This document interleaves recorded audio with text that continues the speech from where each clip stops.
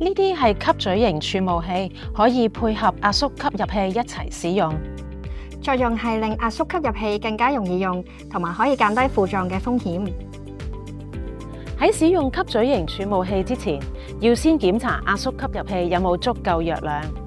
部分壓縮吸入器有劑量顯示計，以顯示劑量。再檢查清楚藥物嘅有效日期，包裝盒同埋吸入器嘅加壓藥罐上都可以睇到。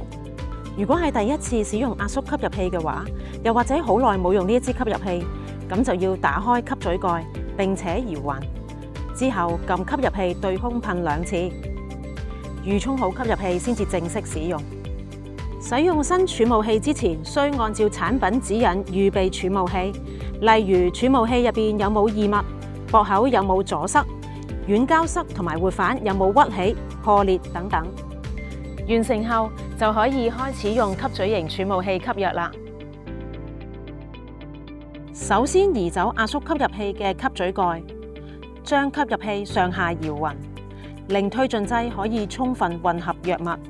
垂直吸入器連接喺儲霧器嘅底部，坐直，下巴稍微向上抬起，將肺部空氣慢慢完全呼出。雙唇緊合儲霧器吸嘴，撳一下吸入器，慢而深咁一口氣吸入藥物到盡為止。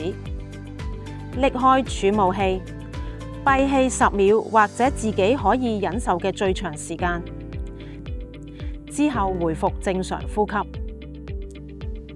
如果閉唔到氣，可以雙唇緊含住儲霧器吸嘴，撳一下吸入器，含住儲霧器自然呼吸至少5次，直至將藥物全部吸入肺部。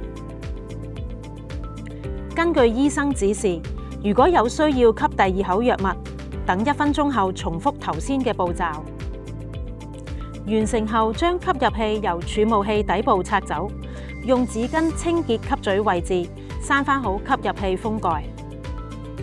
如果你用嘅係吸入式類固醇，記住用藥之後要啷口啊！以上就係使用吸嘴型儲霧器正確使用示範。嚟緊我哋會講解常見嘅錯誤同埋注意事項。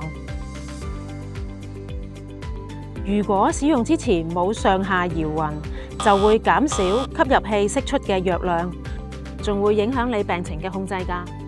如果撳吸入器之後太早或者係太遲先至吸入藥物，就會影響到冇足夠份量嘅藥物進入肺部。以下係使用吸嘴型儲霧器嘅注意事項，記住上下搖勻藥物，緊含儲霧器吸嘴，緩慢而深咁吸入藥物，同埋閉氣10秒或者自然呼吸至少5次。吸第2口藥物之前要等1分鐘。啱啱我哋示範咗用吸嘴型儲霧器使用壓縮吸入器嘅正確方法，一啲常見嘅錯誤同埋注意事項。如果你哋對使用吸嘴型儲霧器有任何疑問，請向醫護人員查詢。